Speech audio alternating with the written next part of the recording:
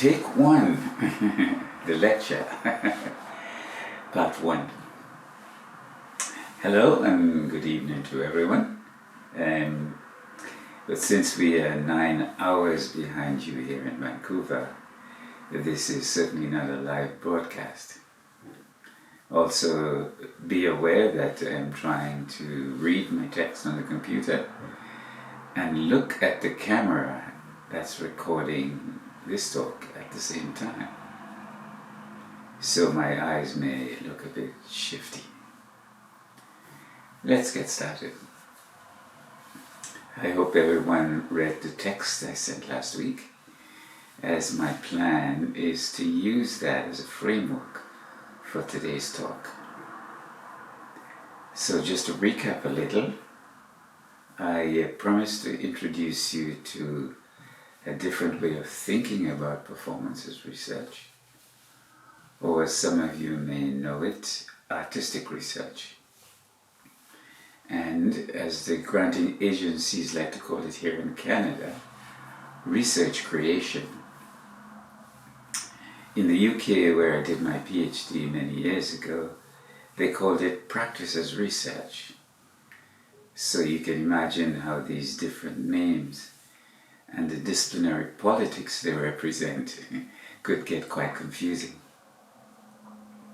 You probably read Henk Borgdorf's The Conflict of the Faculties, which was a kind of take on Immanuel Kant's essay of that same name. So you probably understand what I'm talking about. I also promised to reference my current research project, Contemporary Nomads. So maybe there are a few enterprising ones among you who probably already access some of the information from that project on my website.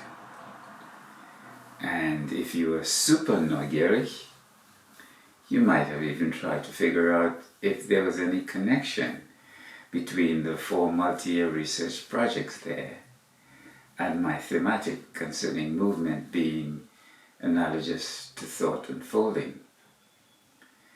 As obscure as it may seem, there are a number of connections which may be revealed if you can follow my strange way of thinking. So, to give you a broader context for this talk on artistic research, I certainly did not sit down one day and consciously decide how to plan these 4 projects. In fact, it's difficult for me now to indicate exactly when the ideas for them began, or even what trajectory they'll take in the future. What I can tell you, however, is that each one of those projects played a specific role in the development of my artistic and academic work. I would even say that my perspective on artistic research took several turns that was dependent not only on my long-term interests, but also on the type of environment I happened to find myself in. So these conditions could include, for example, the country I was in, the people I came in contact with, the language I was trying to understand, the type of funding that was available to do the work that interested me, and finally, access to the expertise to do that work. So some of the people who I worked with, collaborated with, were not just dancers or choreographers. They were musicians, sound designers, filmmakers, actors, engineers, computing scientists, community activists, cultural workers, or even undocumented migrants, you name it.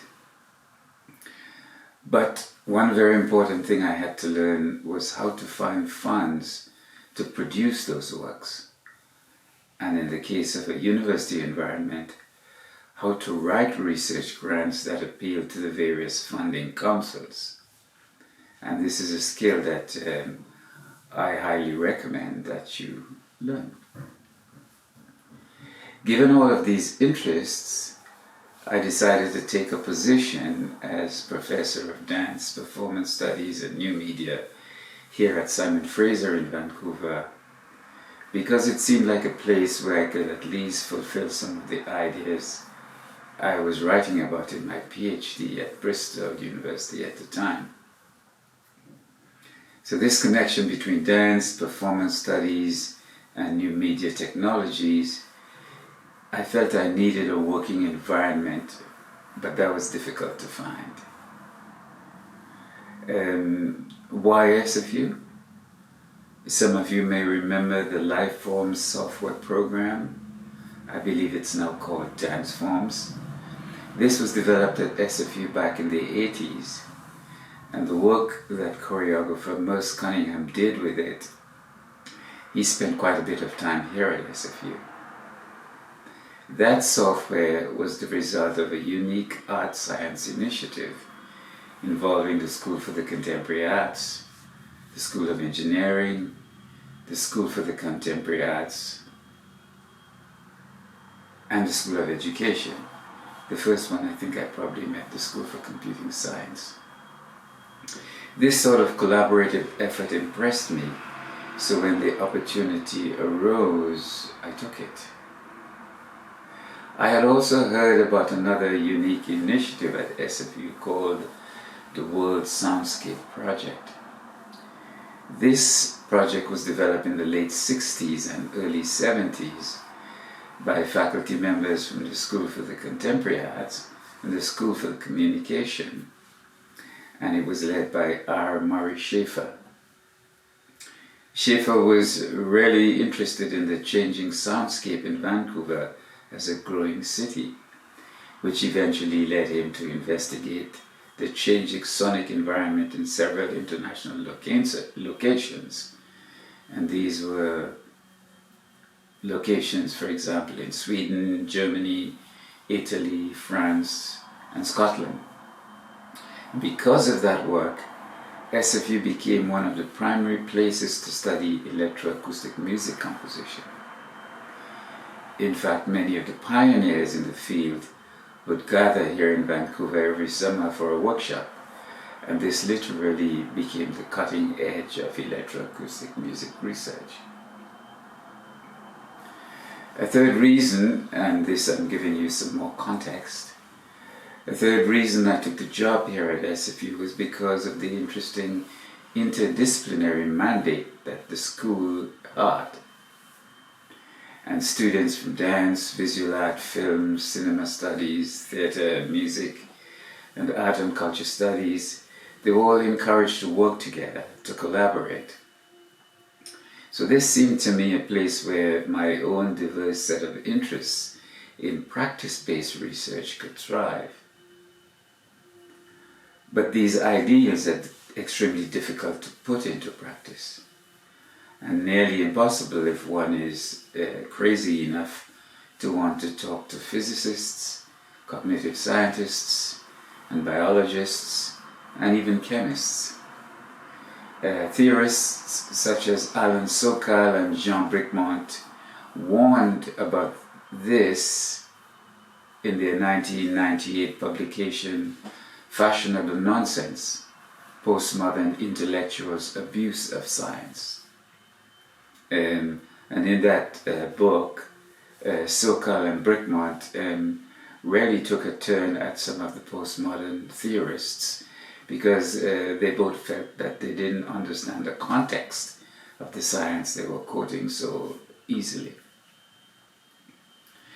So the recommendation here, I guess from Bricmont and Sokal, was that one should stick with one's disciplinary expertise and its native epistemological and ontological foundations, and stay away from disciplines one has no expertise in or does not really understand their specific contexts.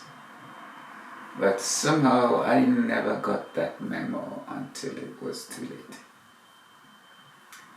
The point here is that I became interested at a very early age in how different knowledges were linked and how ideas from one could be imagined through the lens of another. I suppose that coming from a former colonial country and being educated within Western European and North American frames of reference, when I was neither Western European nor North American, I literally learned to read between the lines of texts that they gave us. But as Black diasporic writers such as W.E. Du Bois, Paul Gilroy, and Ngugi wa Thiong'o warned, one can develop a sense of double consciousness doing this. Gilroy, however, saw this duality as neither a consistent privilege nor a consistent disability, but as an opportunity to develop a creative hybridity. And there's a Russian-Canadian theater theorist called Yana Maison here in Canada at the University of Ottawa. She spoke of this as a condition of the exiled, the individual who belongs neither here nor there, but who uses that form of punishment as a privilege. So I'd like to take a step further and abstract the idea behind Du Bois's notion of double consciousness from its original meaning in his 1989 publication, The Souls of Black Folk, to one where we can say that to a certain extent we are all double conscious. And if we say that, an interesting perspective can emerge. In this abstraction, I see two major states as consciousness and unconsciousness. So instead of saying double consciousness, I prefer to look at it as consciousness and unconsciousness, and I'll tell you why.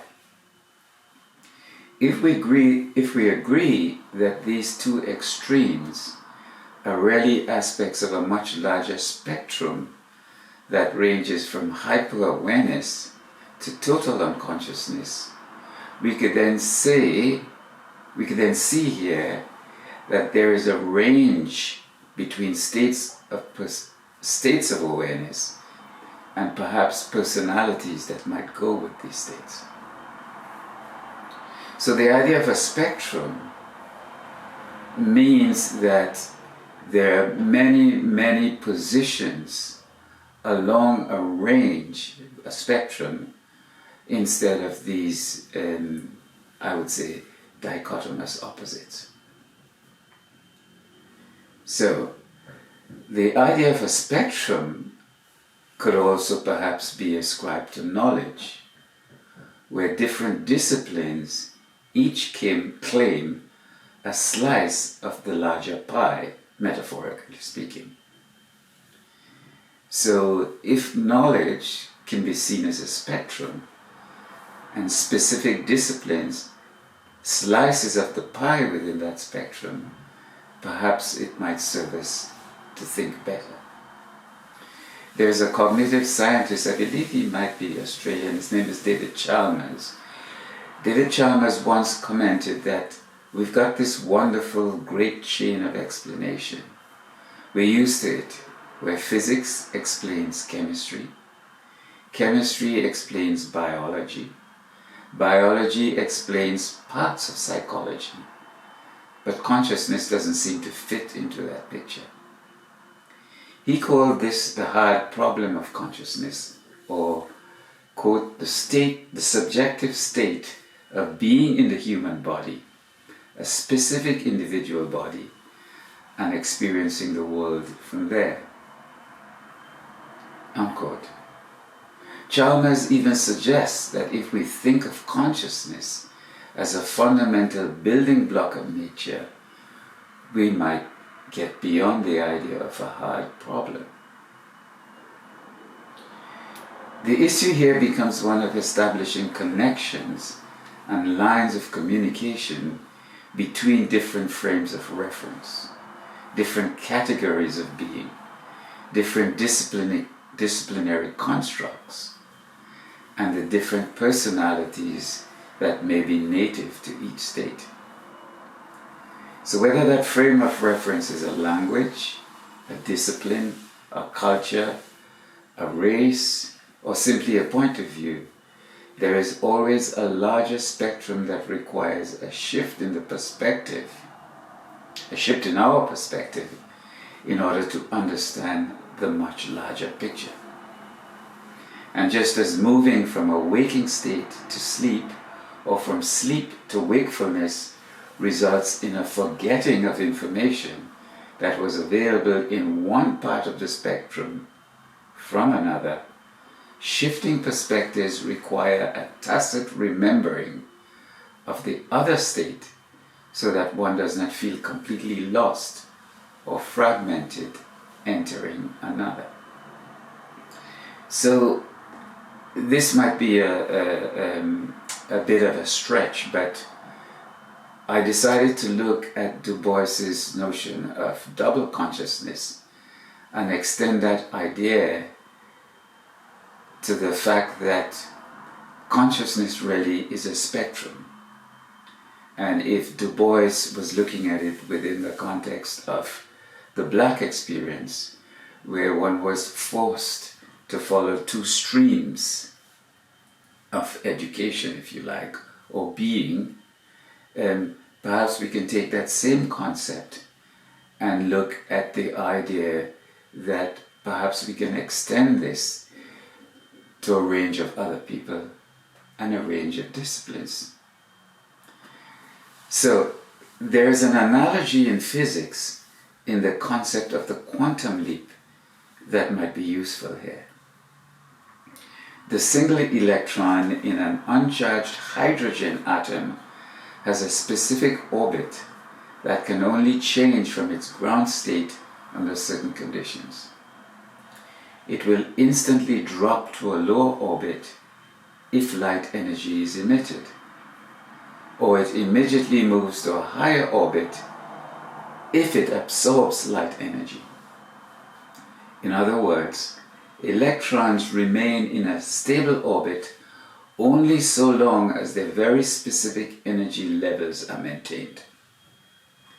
And since energy at that level is discontinuous, i.e. it is quantized, something similar happens when we move from a waking state to sleep, or when we wake up and within a few moments forget crucial aspects of the dream state we were in. And this is where it becomes interesting. I argue that there are practices that allow one to remember discrete information as one travels from one state to another. And practice-as-research or artistic practice fulfills some of that function.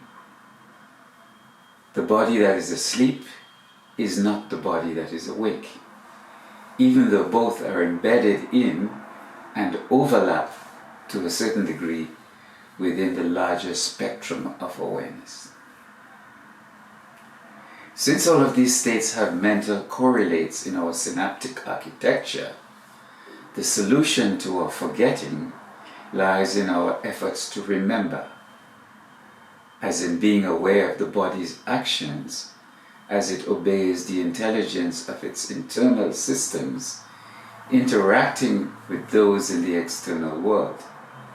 Hence, one could say that the intelligence of a thing is determined by its materiality, its location, and its energy level within any complex system. In the physics analogy, a downshift or upshift in energy is an unfolding where new information can be revealed.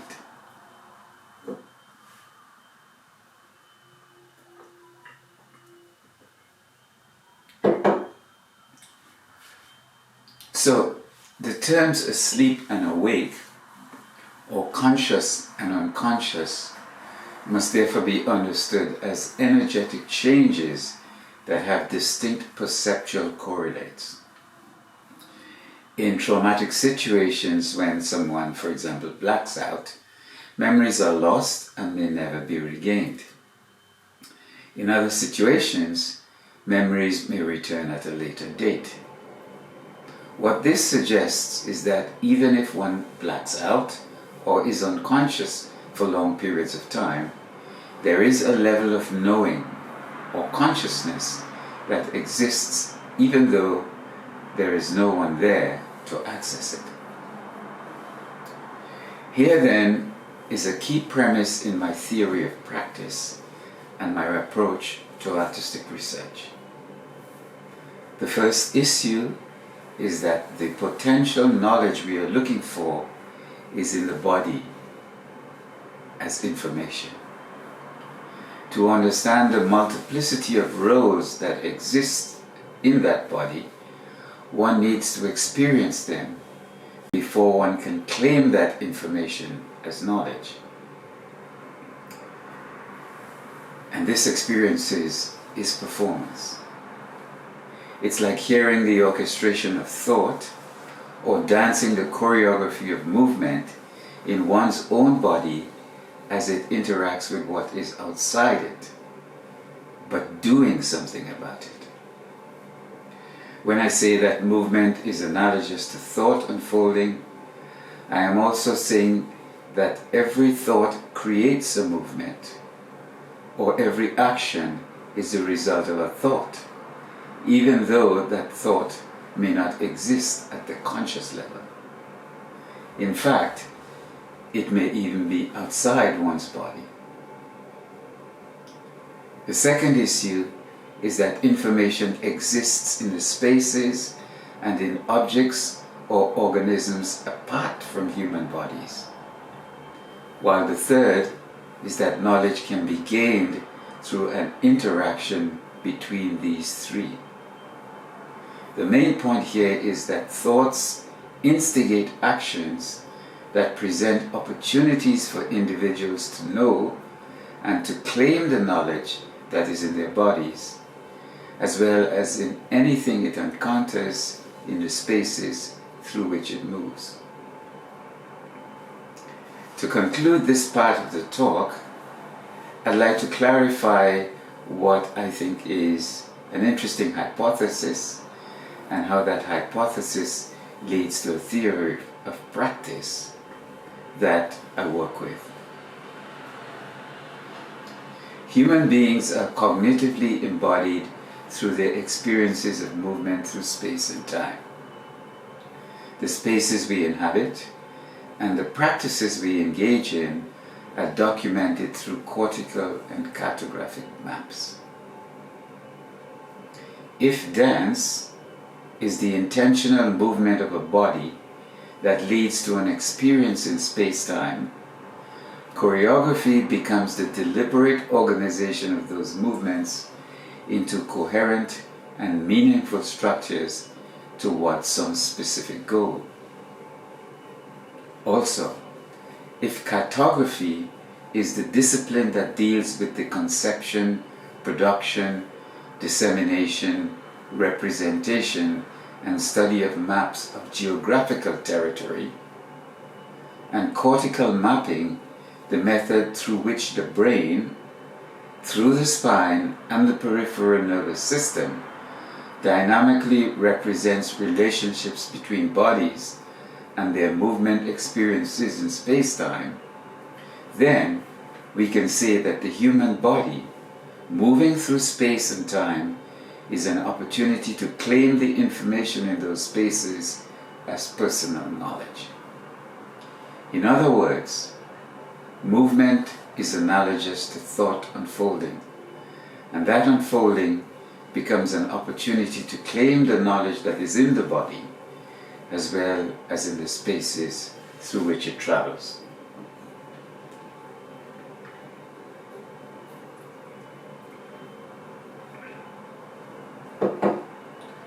So, the second part of my talk concerns the Contemporary Nomads project and its relationship to the other three multi-year choreographic research projects I led.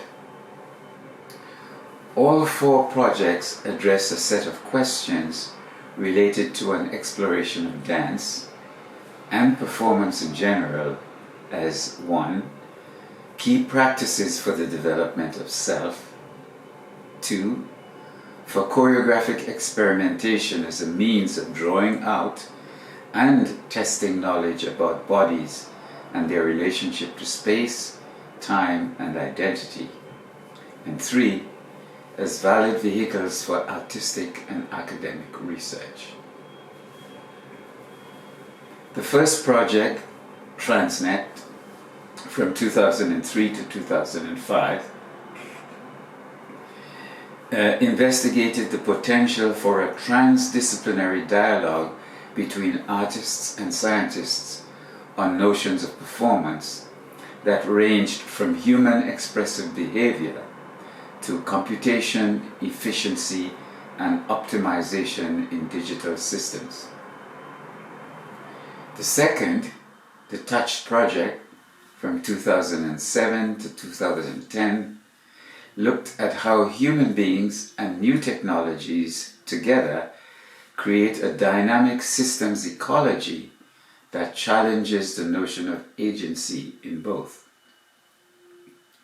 The third, Project Barca, from 2011 to 2014, looked at the implications of a colonialist expansionist agenda that began with attempts by Europeans to reach a fabled East by going west.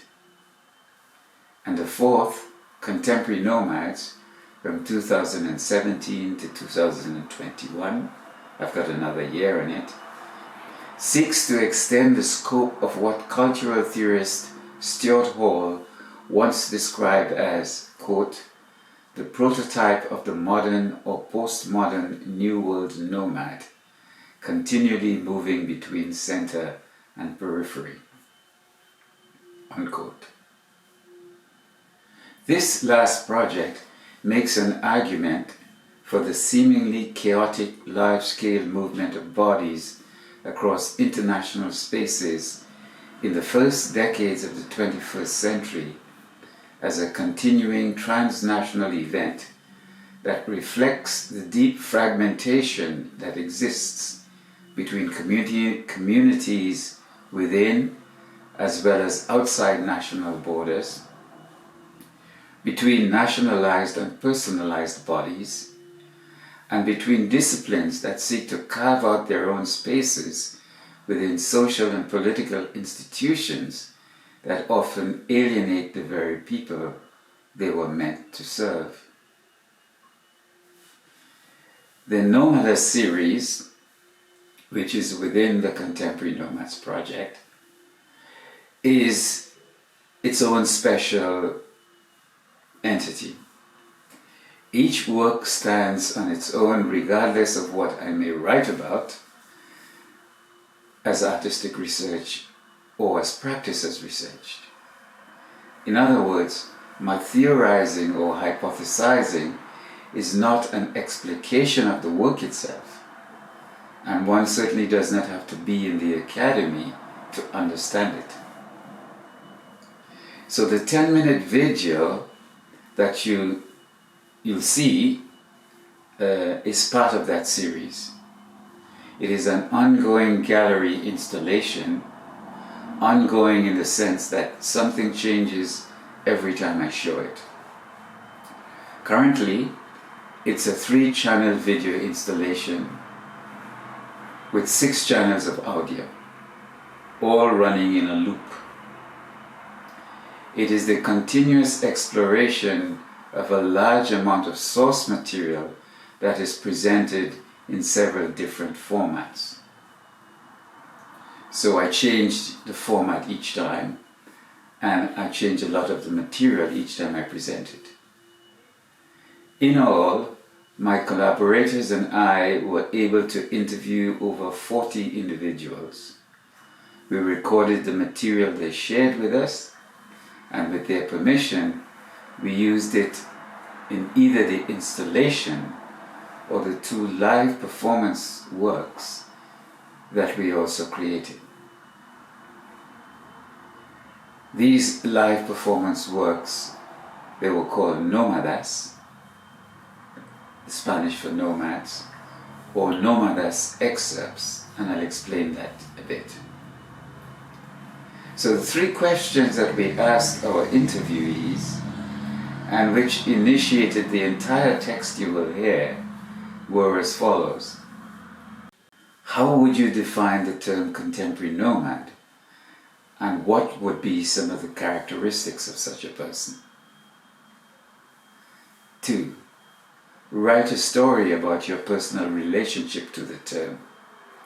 This could be in relation to any of the 9 characteristics outlined below, or to ones you feel are more relevant to you or your family's situation. What's important is that the text addresses the theme of the production in some direct or indirect way. 3. Be ready to record this information as initial material for improvisation. And the 9 characteristics are as follows. We can think of the idea of being nomadic as 1. An incessant curiosity that drives someone to keep searching for answers about their own existence. 2. A sense of belonging nowhere completely, but at the same time having parts of one's identity that are at home in different places. 3. An inability to immerse oneself completely in any one established community, even though there is an almost romantic longing to do so. 4. An ability to recognize others in the same predicament. 5. A formal or informal indoctrination in more than one language, cultural form, or institutional system. 6. An attachment to these nation-based languages, cultural forms, or institutions, and to the people who practice them. 7. Transplantation by force or other means from one or another of these institutional frameworks, systems, or countries. 8. Someone who regularly and sometimes even fluidly moves between these systems, institutions, countries, or languages. And 9. A desire not to be pinned down.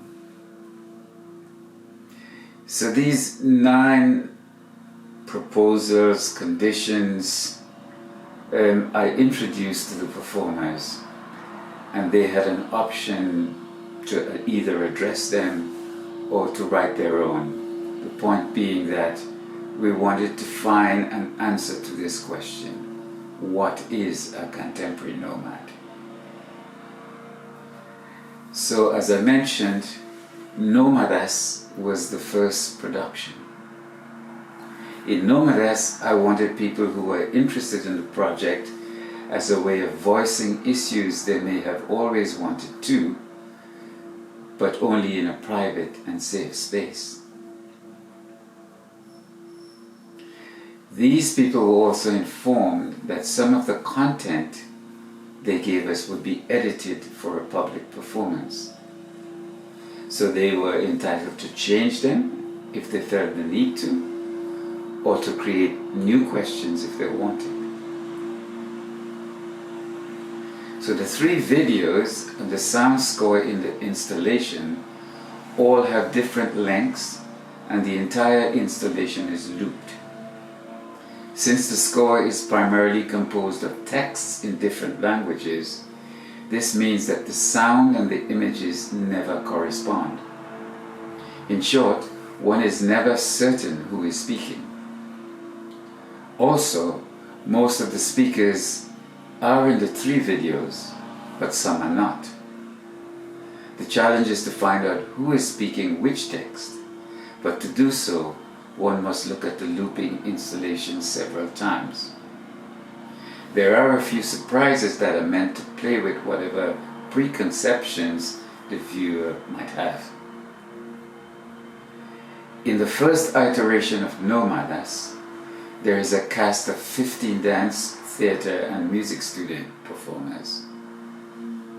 In the second iteration, which I titled Nomads Excerpts, there are 6 performers, 2 of them students from the original Nomads cast, and the additional 4 are professional dancers from the Vancouver dance community. The 4 live musicians are from Fringe Percussion, a local ensemble dedicated to contemporary music that bridges Western and non-Western repertories. Although the title of this second iteration has the term excerpts attached to it, this was actually a completely new work that we rearranged some material from the original but added new sections. And the reason for this had to do with the nature of the commission I received. I was asked to restage the original work for the Cambridge Music Conference that was staged for the Migration and Multiculturalism Conference here in Vancouver in 2018. But I was asked to do so with an entirely new music score and with 3 different composers and a live percussion quartet. Now this is something I would never normally do, but the circumstances presented themselves as such, and it was very difficult for me to say no. The decision to change the title was therefore a purely tactical one, which also involved some copyright issues. So at this point, I would suggest that you look at the 10-minute video of the installation.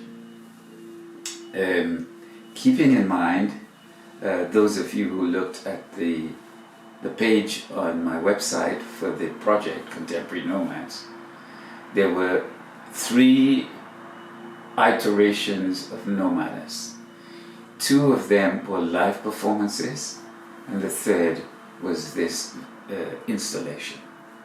The installation I showed several times in several places, and since I had so much textual material, I would add, subtract different texts as the case required. And since there were 6 channels of sound, it's difficult to put those 6 channels of sound together on a single video on my website. So some of that text might be missing. So yes, let's look at the video. And after you look at the video, I'm happy to answer questions, because I'm pretty sure that a lot of what I just said is probably very confusing. Thank you, and see you in a bit.